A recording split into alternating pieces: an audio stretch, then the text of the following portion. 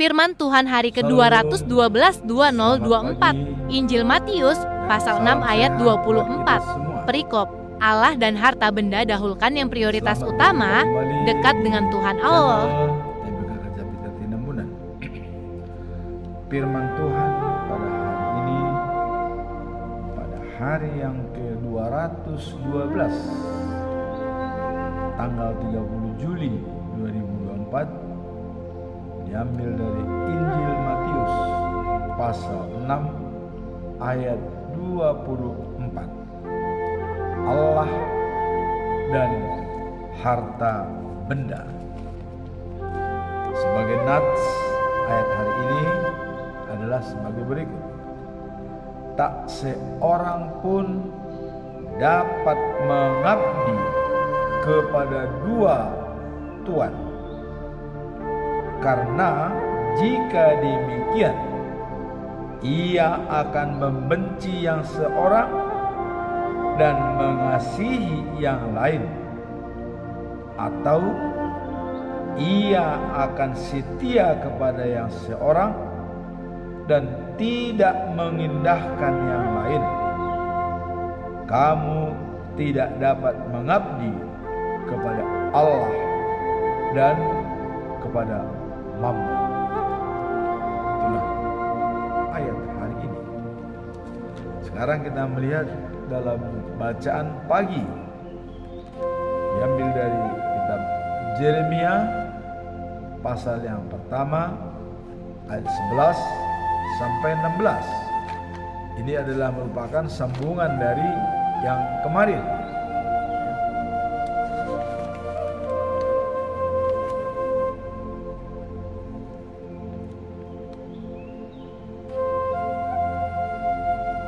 Dua penglihatan Yeremia. Di kemarin ditegaskan masalah Yeremia, siapa itu Yeremia. Sekarang penglihatan Yeremia diberikan oleh Allah kepada Yeremia. Dan bacaan malam diambil dari Yehezkiel pasal 18 ayat 5 sampai 9. Nah, di sini dikatakan bahwa orang jujur, baik dan adil akan hidup tetap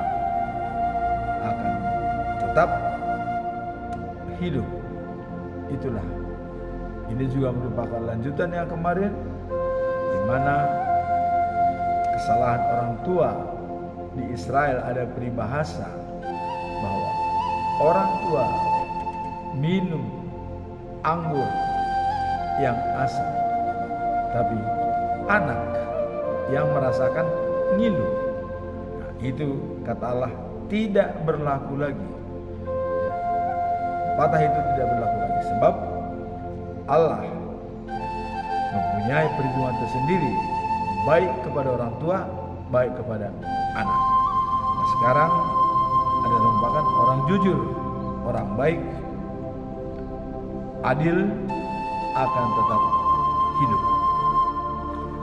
Kita tetap membacakan pedoman kita dalam bulan Juli, yang tetap dikatakan adalah topik bulan Juli, Tuhan memelihara hidup, dan dikuatkan dengan Filipi pasal yang keempat ayat 19. Allahku akan memenuhi keperluanmu, memenuhi segala keperluanmu menurut kekayaan dan kemuliaannya dalam Kristus Yesus. Itulah pedoman kita dalam satu bulan, dalam bulan Juli. Kemudian kita masuk dalam perikop hari ini, Allah dan harta benda.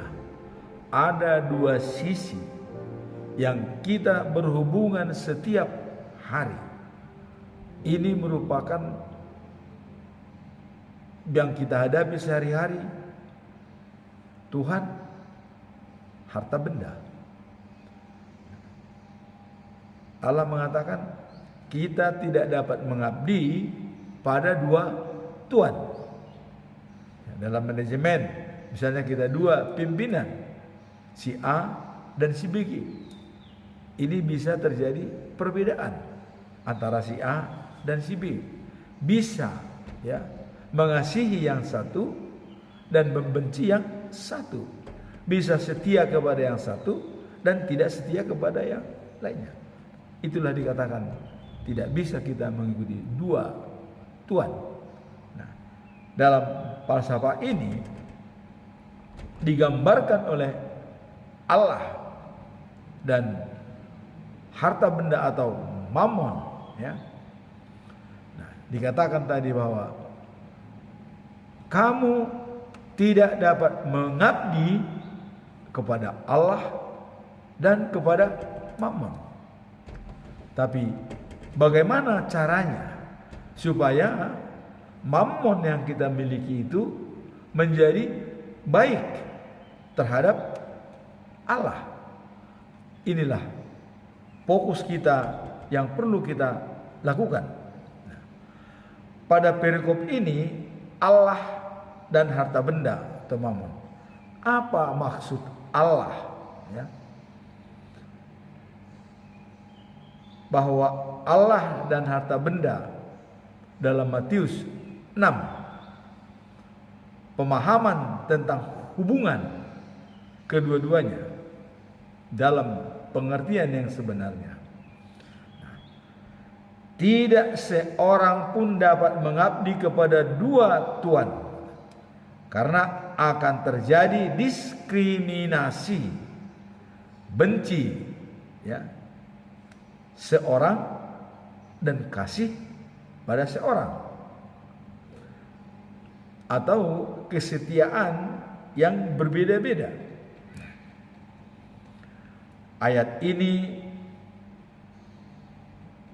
mengajarkan kita pentingnya komitmen dan fokus dalam hidup kita.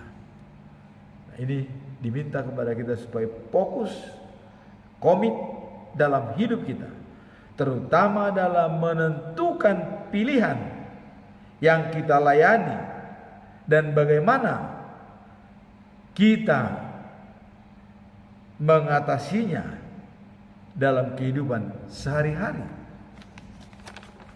Itulah yang menjadi fokus kita.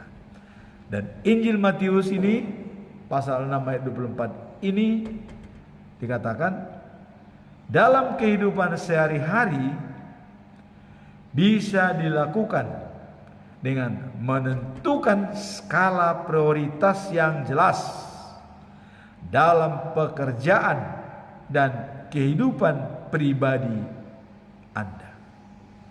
Inilah yang perlu kita melihat, ya, dalam Injil Matius pasal 6 ayat 24, ya.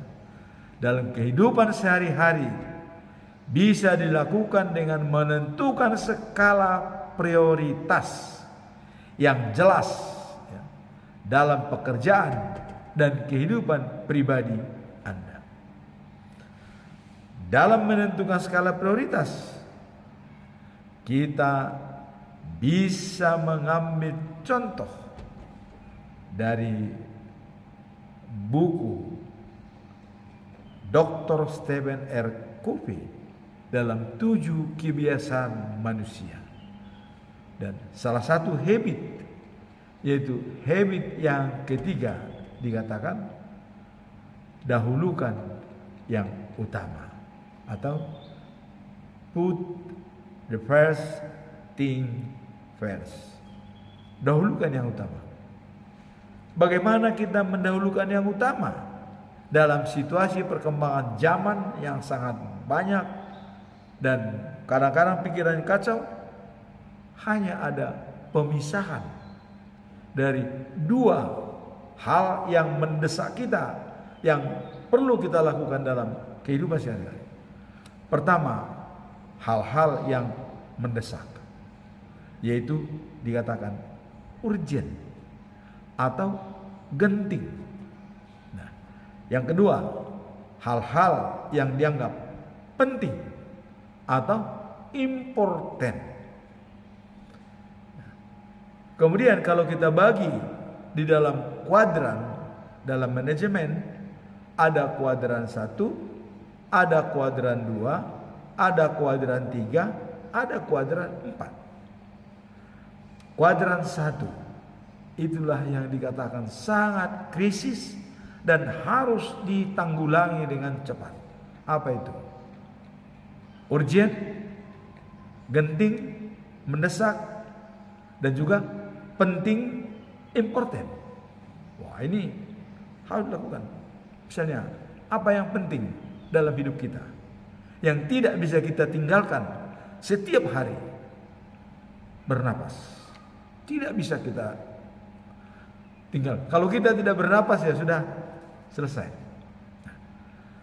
Kemudian siapa yang memberikan napas? Tuhan. Berarti ini adalah krisis dalam hidup kita sehari-hari. Penting. Penting dan genting. Krisis. Dan itulah bernapas, dan dikatakan kita harus siap berdoa. Maka dikatakan napas kita adalah doa. Setiap kali kita bernapas harus mengucapkan doa. Inilah yang penting dan genting. Nah, kemudian yang tidak kalah pentingnya, ya, kalau dalam situasi kehidupan sehari-hari, yang penting genting ini adalah yang krisis. Itu tentu adalah dari bahan-bahan sekunder, makan dan minum. Nah, kemudian ada yang dikatakan, ya, penting tapi tidak genting, ya, tidak genting. Apa itu? Perencanaan, pembelajaran, pendidikan itu penting, tapi tidak begitu genting. Masih bisa direncanakan, ada tenggang waktu, ya. Di situ adalah perencanaan yang matang dan akan menghasilkan hasil kerja yang baik. Nah, kemudian kuadran ketiga, yaitu, ya, genting tapi tidak begitu penting. Apa itu dalam kehidupan sehari-hari? Misalnya, ya, kita mendengarkan telepon. Wah, awalnya dia adalah genting, harus diangkat. Begitu kita mengangkat telepon, datang jawaban, sorry, salah sambung. Awalnya dia genting, akhirnya menjadi tidak penting, ya. Nah, kemudian kuadran keempat, istilahnya adalah tidak genting dan tidak penting. Apa itu? Ya, wasting time, buang-buang waktu. Misalnya menonton sampai berjam-jam, itu juga tidak penting dan tidak genting. Atau ya sekarang ini jetnet, ya, WA, menjawab WA kita bisa sampai sehari, padahal hanya berdebat. Perdebatan pun tidak kunjung padam, hanya curhat. Itu tidak penting dan tidak genting. Nah, sekarang bagaimana kita dari secara spiritual melihat mana yang genting, mana yang penting? Kita baca dalam Alkitab Matius 6 ayat yang ke-33. Carilah dahulu kerajaan Allah dan kebenarannya, maka semuanya itu akan ditambahkan kepadamu. Berarti yang utama, cari dahulu kerajaan Allah dan kebenarannya. Bagaimana kita mencari kerajaan Allah dan kebenarannya? Sedangkan di dunia ini kerajaannya sudah berlalu, sudah selesai. Mana kerajaannya? Firman Tuhanlah, kerajaan Allah dan kebenaran firman-Nya. Di sana semua tertulis sejarah, karena Allah sendiri yang membuat sejarah dalam Alkitab. Baik buruknya, Allah yang menciptakan sejarah tersebut. Kemarin kita sudah mendengar Allah memberikan kuasa kepada Yeremia untuk menghancurkan, membinasakan, menggulingkan, ya, dan meruntuhkan Yeremia. Terhadap apa? Terhadap dunia yang semakin tidak lagi punya aturan. Bangsa Israel yang sudah menyembah berhala dan tidak lagi mengikuti Tuhan. Maka diberikan kuasa kepada Yeremia. Hancurkan, gulingkan, binasakan, runtuhkan. Itu dikatakan oleh Allah. Kemudian situasi itu akan tercipta oleh Yeremia untuk membangun dan menanam. Dengan adanya kehancuran tersebut, tentu akan bertobat. Tidak lagi mengikuti hawa nafsu daripada mereka, tidak lagi menyembah berhala. Dan kemarin juga kita, yang menyembah berhala akan dipermalukan oleh Tuhan. Itu sudah jelas. Waktu Elia bersama dengan imam-imam Baal 450 orang. Nah, sekarang dahulukan yang utama, baru diberikan yang lain. Apa dahulukan yang utama? Carilah dulu kerajaan Allah dan kebenarannya. Jangan hanya mencari kerajaan Allah. Ada orang mencari kerajaan Allah tapi tidak melihat apa kebenarannya. Saya melihat saat ini, ya, ada aliran-aliran sesat, ya, yang mengatakan seperti ini. Ini jelas aliran sesat. Allah itu adalah Allahnya Al-Quran, bukan Allahnya Kristen. Jadi kalau Kristen itu katanya hanya Yesus Kristus. Inilah ajaran-ajaran sesat. Padahal Allah, Jehovah, Debata, Yesus Kristus, Roh Kudus sama. Tidak ada bedanya. Itu adalah satu. Nah, dan ini hanya diberitahukan pengetahuan ini kepada orang tertentu.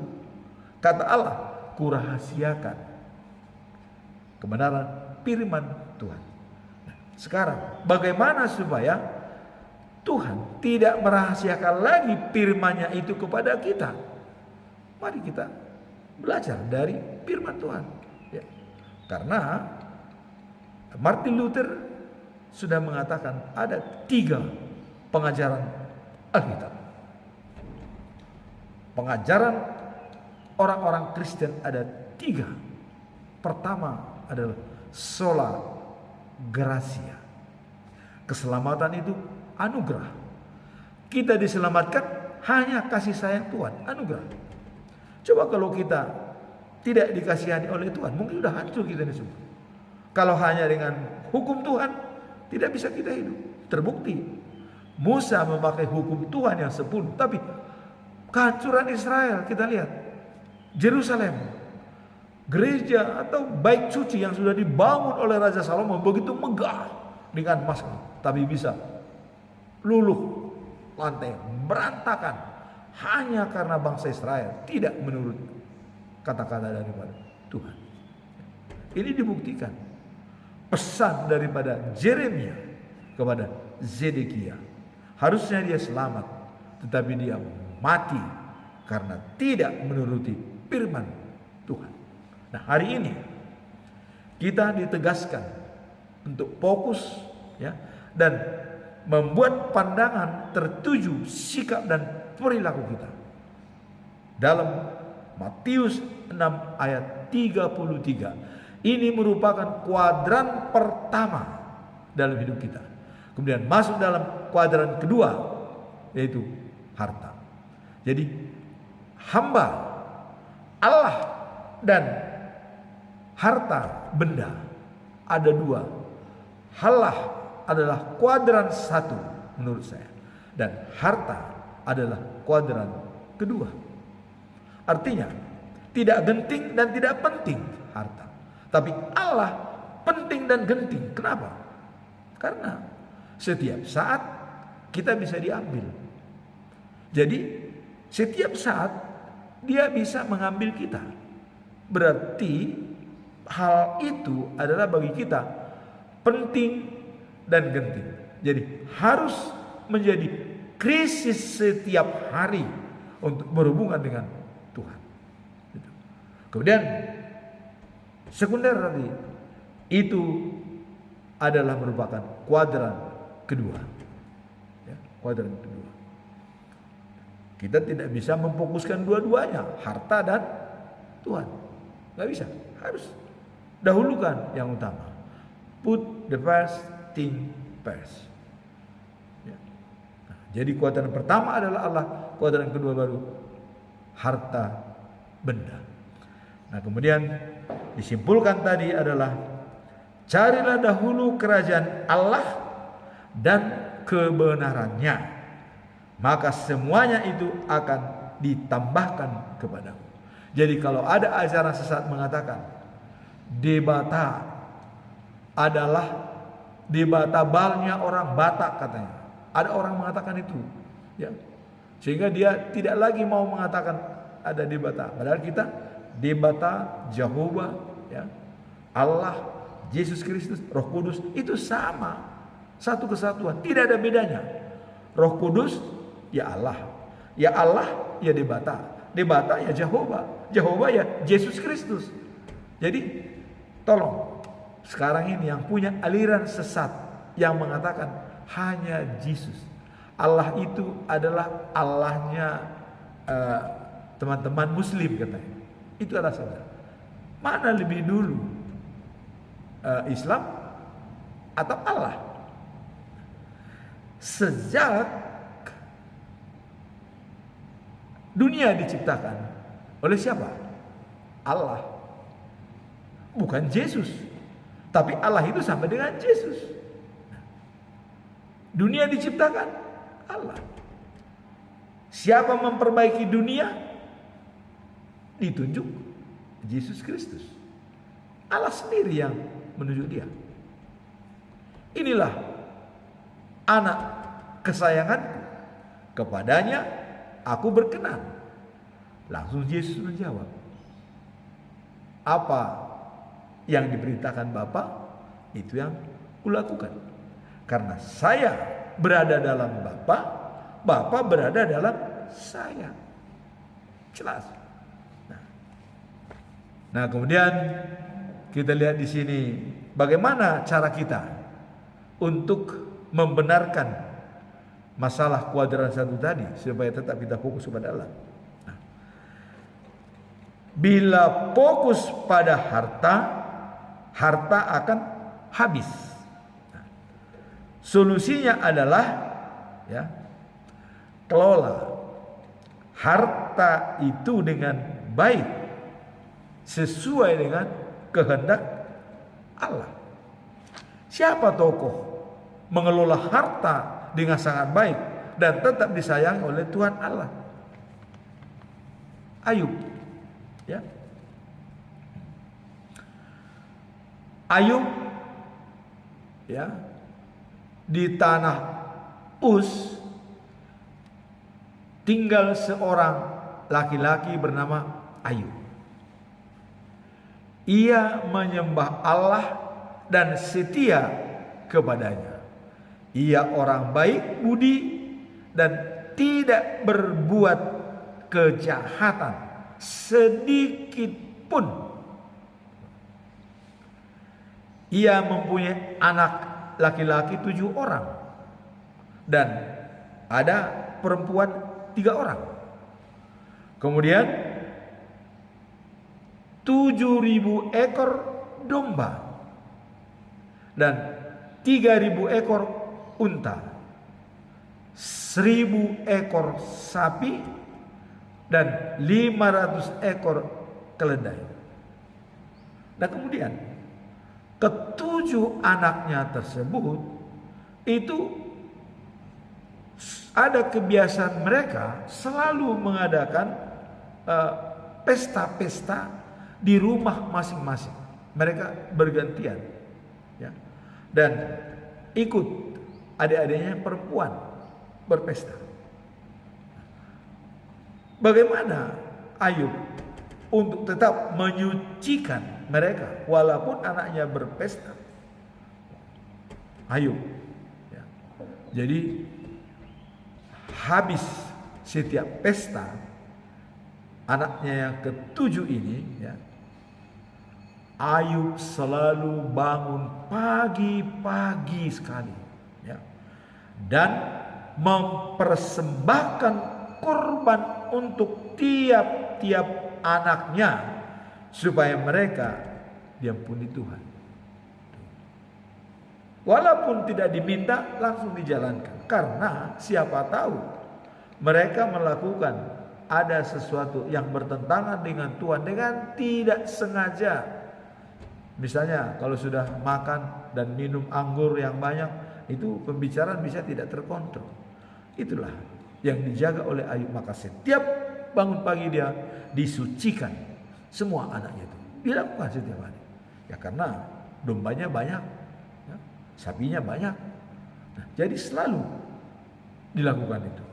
Nah sehingga walaupun anak-anaknya melakukan sesuatu yang kurang disenangi oleh Allah, maka Ayub sadar mengucapkan semua, menyucikan semua anak-anaknya, ya, dengan minta ampun pada Tuhan.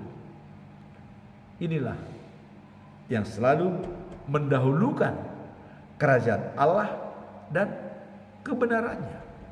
Ya memang kita lihat nasib Ayub menderita. Dia akhirnya mati semua anaknya yang 7, mati anaknya perempuan, mati semua binatang peliharanya.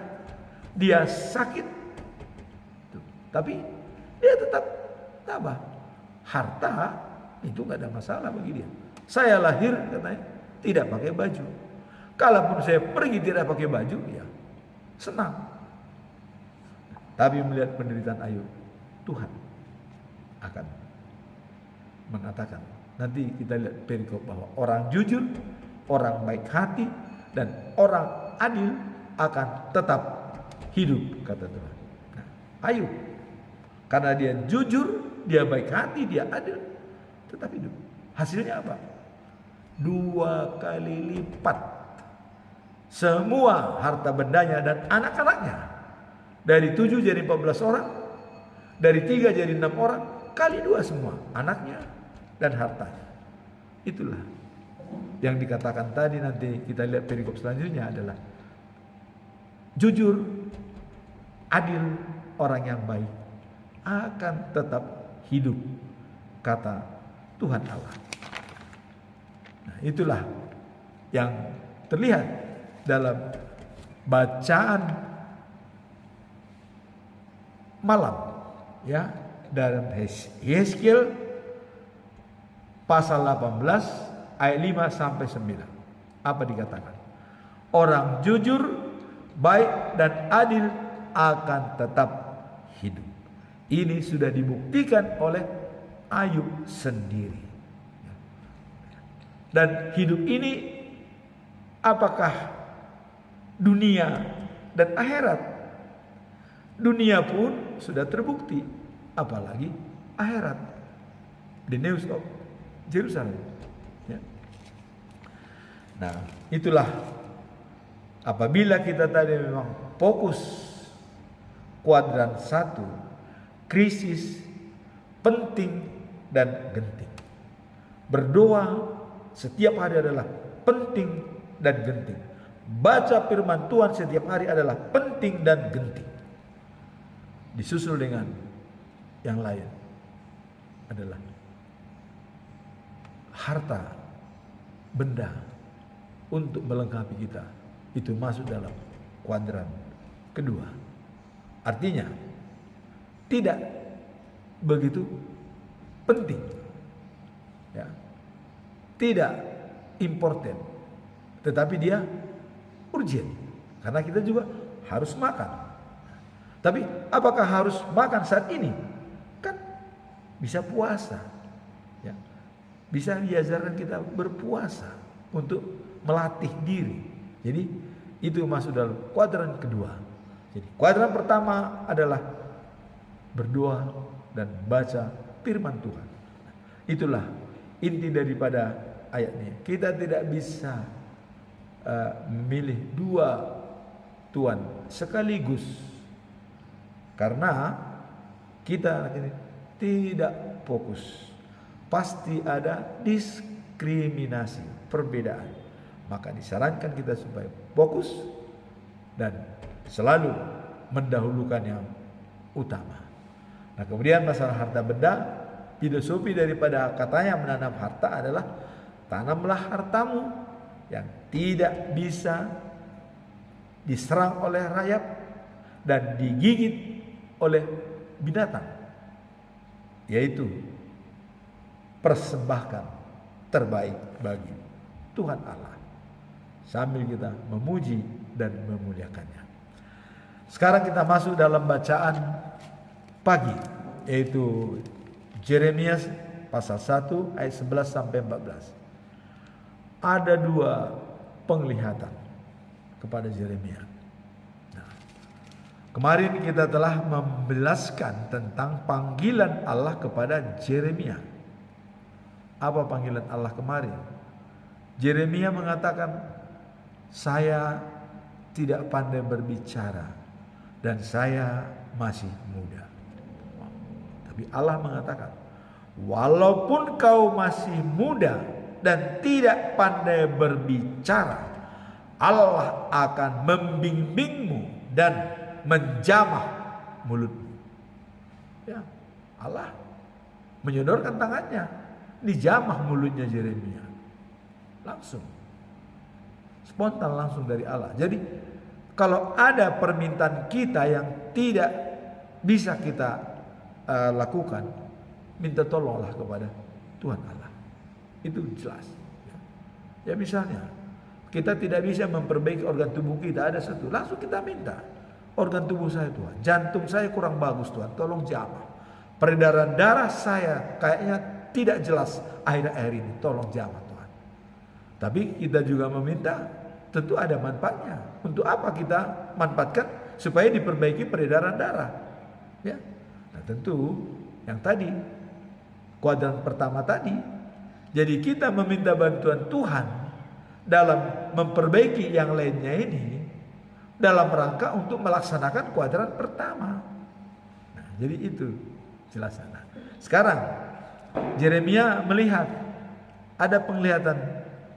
Nah, penglihatan pertama itu dilihat oleh Yeremia, ya. Tuhan bertanya kepada Yeremia, apa kau lihat? Katanya kepada Yeremia. Yeremia menjawab, aku melihat dahan pohon badam, Tuhan. Nah, langsung Tuhan menjelaskan, benar, kata Tuhan. Aku menjaga supaya semua yang kukatakan menjadi kenyataan. Jadi Tuhan akan punya integritas yang tinggi sesuai kata dengan perbuatan, supaya semua yang dikatakan oleh Tuhan itu menjadi kenyataan.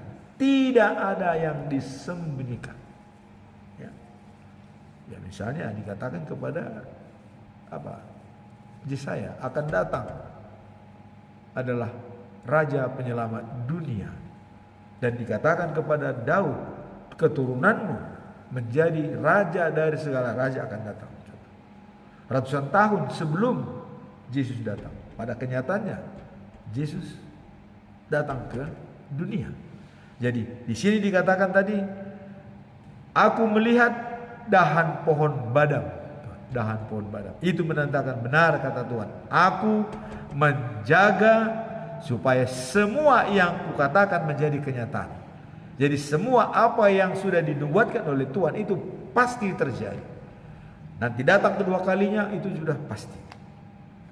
Tapi kita tidak bisa menentukan harinya, itu hari prerogatif Tuhan. Tapi bisa dikatakan waktunya dekat. Ya. Kenapa? Karena bagi kita 1000 tahun, bagi Tuhan 1 hari. Kalau Tuhan mengatakan 5 hari lagi akan datang, katanya, ya kita tunggulah 5.000 tahun lagi, ya 5.000 tahun. Ya kita sudah tidak ada lagi di dunia ini karena umur manusia harus terbatas. Paling maksimum sudah 120 tahun. Ya. Dan ada yang sudah bagus itu sudah 70 tahun, katanya. Nah, kemudian penglihatan kedua, ya. Apalagi yang kau lihat, Yeremia, kata Tuhan. Aku melihat, katanya, di sebelah utara kulihat periuk yang isinya sedang mendidih dan hampir berbalik ke arah sini, katanya.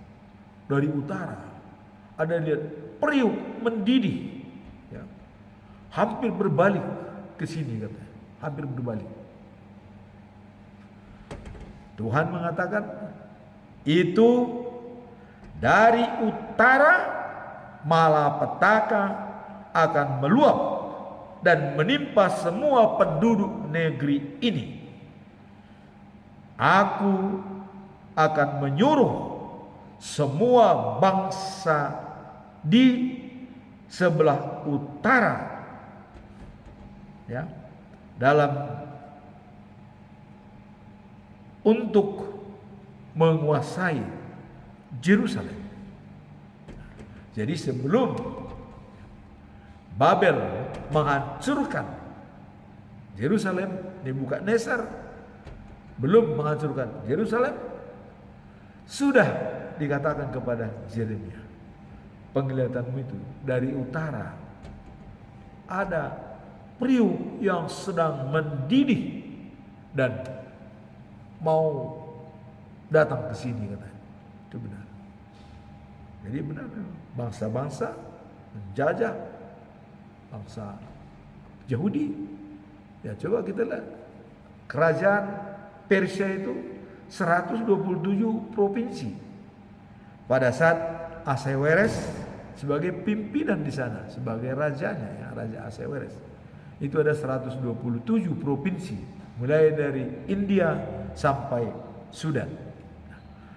Negara-negara itulah datang menyerang bangsa Israel, sehingga Israel 70 tahun dalam pembuangan. Coba, ya, saya sekarang berumur 70 tahun, seumur saya lah seperti itu kira-kira, ya, 70 tahun. Coba kita bayangkan. Tapi juga dinubuatkan kepada Yehezkiel, ya, Yehezkiel, bahwa bangsa Israel waktunya akan tiba, semua kembali ke Judea dan Yerusalem. Satu pun tidak ada yang boleh tinggal, semua harus kembali. Sebab kata Allah, bangsa Israel sebagai pusat pemberitaan firman Tuhan melalui firman-Nya, hukum-hukumnya. Israel pusatnya. Jadi tidak ada firman Tuhan yang disebarkan oleh di luar daripada bangsa Israel di dunia ini. Jadi kalau ada firman Tuhan mengatakan bukan dari Israel, itu tidak benar dan disangsikan kebenarannya. Nah, tapi ada sekte lain yang sangat mengatakan, oh, Allah Israel dibenci adalah berhala, katanya. Ya, dulu ada berhala memang, kan mereka juga ada berhala. Maka dalam 1 Tawarik 16 ayat 26 itu tuh salah diartikan oleh sekte-sekte lain. Berdebat di Facebook saya itu, ya. Dikatakan karena di sana dikatakan, oh, ilah-ilah yang disembah oleh bangsa-bangsa di Israel. Ilahnya itu huruf kecil, yaitu adalah berhala. Tapi kalau dikatakan Allah disembah Israel, itu Tuhan Allah. Tapi kalau ilah, Allah hurufnya huruf kecil. Jadi kepada teman-teman ya, yang sekte-sekte lain yang berbicara di dalam Facebook yang selalu mengatakan Israel punya Allah berhala. Orang Batak katanya malah dikatakan punya di Batak itu berhala katanya. Udah dikatakan orang Batak. Nah, ini salah mengartikan. Jadi tolong ya, kepada teman-teman di sekte-sekte lain, belajarlah sepenuhnya dengan Alkitab. Saya akan katakan, di Alkitab kalau ada nama Allah dan itu huruf kecil, itu adalah berhala. Jadi Allah-Allah yang disembah oleh bangsa-bangsa lain, huruf kecil, itu berhala. Debat tebal. Tapi kalau dikatakan huruf besar Allah huruf besar, itu adalah Tuhan Allah. Atau debata, kalau dia huruf kecil itu berhala, tapi kalau D-nya itu huruf besar itu adalah Allah. Jehovah, kalau huruf kecil itu berhala, tapi kalau Jehovah huruf besar itu adalah Allah. Mari kita bedakan. Jadi belajar dalam Alkitab, maka dikatakan kebenarannya.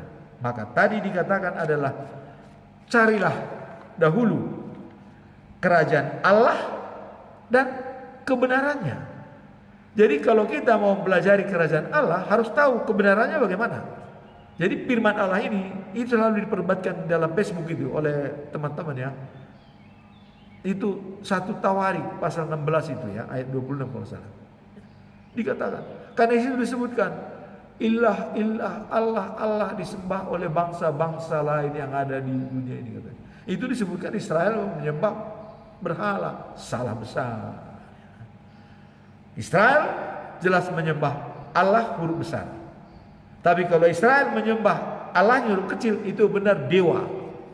Itu membedakannya. Kepada saudara-saudara di Facebook ya, yang mendengarkan mungkin apa yang saya jelaskan ini, mari kita berdebat dengan baik. Kebenaran firman Tuhan harus kita sampaikan. Nah, tadi di sini kan, carilah dulu kerajaan Allah dan kebenarannya. Kebenarannya yaitu mati selidiki. Jangan asal kita mengatakan, wah, Allah Israel adalah berhala, karena melihat ada Allah bangsa-bangsa Israel. Apakah ada bangsa Israel menyembah berhala? Ya banyak. Ya sudah jelas. Waktu di Gunung Sinai saja, coba separuh bangsa Israel itu 3.000 orang dibunuh karena menyembah ilah-ilah lain, dibunuh. Ya. Nah, jadi saya minta kepada teman-teman di Facebook, mari belajar dengan baik. Nah, itulah tadi bacaan pagi, 2 penglihatan. Ya. Sudah dinubuatkan bahwa Yerusalem itu akan hancur, yang menyerang adalah dari utara. Nah, kalau kerajaan di timur, barat, timur itu 3 suku, barat itu 9 suku ya. Itu di sebelah Yordan, dan di timur itu sebelum dia melewati Sungai Yordan. Sebelah barat setelah melewati Sungai Yordan. Nah, maka suku-suku Israel itu ada terbelah 2, ada di sebelah timur, ada di sebelah barat. Nah, ini datangnya dari sebelah utara. Sebelah utara itulah Persia dan sekutu-sekutunya. Nah, banyak. Asur ya, itu termasuk mereka. Nah, jadi dalam hal nubuatan tadi dikatakan penglihatan Yeremia ada 2. Penglihatan pertama tadi dikatakan ada dahan pohon badang. Tuhan mengatakan ya, aku menjaga supaya semua yang kukatakan menjadi kenyataan. Kemudian yang kedua, ada dari utara kulihat periuk yang isinya sedang mendidih dan hampir berbalik ke arah sini. Nah, itu tadi dikatakan serangan itu akan datang dari sana. Nah, itulah penyerangan daripada Babel oleh bangsa asing atau Nebukadnezar dan yang lain-lainnya selama 70 tahun. Nah, jadi bangsa di sebelah utara untuk menguasai Yerusalem. Itulah awal kehancuran Yerusalem. Nah, sekarang kita masuk dalam bacaan malam, yaitu Yehezkiel pasal 18 ayat 5 sampai 9. Nah, ini adalah merupakan pengharapan dari Allah. Nah, di sini dikatakan bahwa orang jujur, baik dan adil akan tetap hidup. Ini tadi dicontohkan oleh Ayub, orang jujur. Dia tetap hidup walaupun dia sudah menderita begitu banyak penderitaannya. Anaknya mati, hartanya habis, dia sakit. Tapi dia dalam penderitaan itu bisa dimenangkan, maka dia tetap hidup. Jadi dalam arti hidup, filosofi yang hidup pada Tuhan, yang utama adalah life after life. Jadi hidup setelah hidup. Tapi kalau kita dengan baik, adil, ya, dan memang bagus, setia kepada Tuhan di dunia ini, ya hidup kita itu dunia dan akhirat itu sudah terjamin. Karena gambaran dunia pun itu bisa gambaran surga. Makanya dalam doa Bapa kami, datanglah kerajaan. Jadilah kehendakmu seperti di bumi dan di surga. Jadi kerajaan itu di dunia itu pun sudah ada seperti di surga. Coba kalau kota lihat, pergi ke kota-kota lain, ya, pergi begitu indahnya pantainya, bersihnya semua, enak dilihat. Itu sudah melambangkan suatu kerajaan surga. Ya. Kita lihat dalam film-film begitu indah suatu kota. Ya. Kemudian ratusan ribu penonton dalam konser musik, ya, berkumpul semua, tapi tenang sekali, tidak ada yang ribut. Coba, itu sudah menggambarkan seperti surga. Ya. Jadi doa Bapa kami itu, jadilah kehendakmu seperti, jadilah kehendakmu di bumi seperti di surga. Itu sudah terjadi. Nah, dan ini pun dikatakan tadi, jujur, adil, baik, kamu akan hidup. Nah, inilah pesan daripada 3 perikop ini. Nah, kalau kita lihat kebaikan-kebaikan, beberapa contoh perlakuan yang baik yang dicontohkan oleh Tuhan adalah orang yang baik, adil dan jujur, tidak menyembah berhala. Orang Israel atau memakan korban persembahan. Jadi tidak menyembah berhala dan tidak memakan persembahan yang disembahkan kepada dewa-dewa. Tak pernah dia menggoda istri orang lain atau tidur bersama katanya orang wanita yang datang bulan. Tidak pernah. Nah, itu juga. Kemudian tak pernah menipu atau merampok. Ya. Kemudian kalau ada jaminan barang diberikan orang dalam meminjam uang, dia selalu mengembalikan. Tidak pernah itu menjadi miliknya. Jadi hati-hati kepada orang yang meminjamkan uang kepada orang. Kalau ada barang yang disita jaminannya, jangan sampai itu kau miliki. Tuhan mengatakan itu orang yang baik mengembalikan dengan baik kepada orang yang bersangkutan. Nah, orang lapar diberi makan, orang yang tidak punya diberi baju, ya, dan diberi pakaian. Kemudian tidak pernah mengambil bunga dari uang yang dipinjamkan. Nah, ini. Kemudian tidak mau melakukan kejahatan. Dalam pertengkaran, kalau dia bertengkar dengan seseorang, selalu memberi keputusan yang jujur dan adil. Jadi timbangan yang seimbang, epanya yang baik.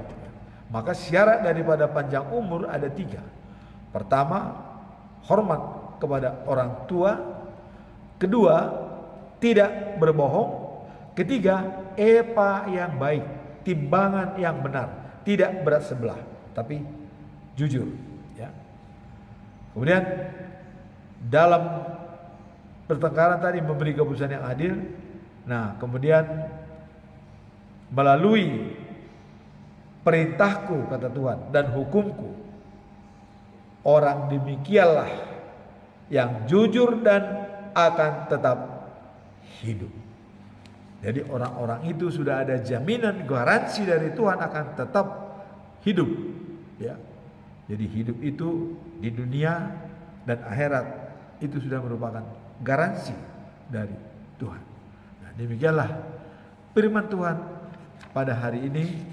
Yang pertama tadi adalah fokus kepada kuadran 1, carilah dulu kerajaan Allah dan kebenarannya, baru ditambahkan yang lainnya, dan masuk dalam kuadran kedua. Hindari kuadran ketiga dan kuadran 4. Kalau memang terpaksa kuadran ketiga harus kita jalankan, itu tidak masalah, ya. Tapi jangan kita larut dalam hal-hal tersebut. Mari kita fokus dalam kuadran 1 dan kuadran 2. Nah, kemudian tadi Yeremia adalah mendapatkan penglihatan yang sudah disampaikan oleh Allah. Jadi apa pesan-pesan daripada Allah dalam Alkitab? Tadi Martin Luther mengatakan sola fide adalah kita diselamatkan karena anugerah. Kita diselamatkan karena iman. Sola fide, sola gratia diselamatkan karena anugerah. Sola fide karena iman. Nah, kemudian sola scriptura adalah hanya Alkitab. Alkitab inilah yang bisa memberikan kepada kita kebenaran firman Tuhan yang bisa kita dapat setiap hari. Demikianlah bacaan firman Tuhan pada hari ini. Semoga firman Tuhan pada hari ini bisa memberikan semangat kepada kita untuk tetap setia dan hormat kepada Tuhan Allah yang memelihara dan memberikan kehidupan kepada kita. Amin. Tuhan memberkati.